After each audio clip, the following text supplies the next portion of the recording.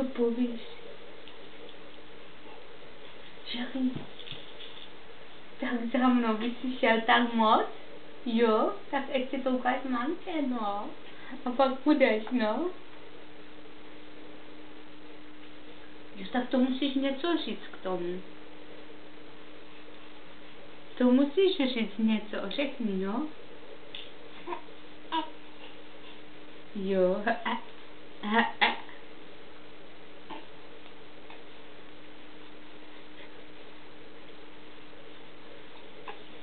Pojď, pojď, pojď, pojď, bude.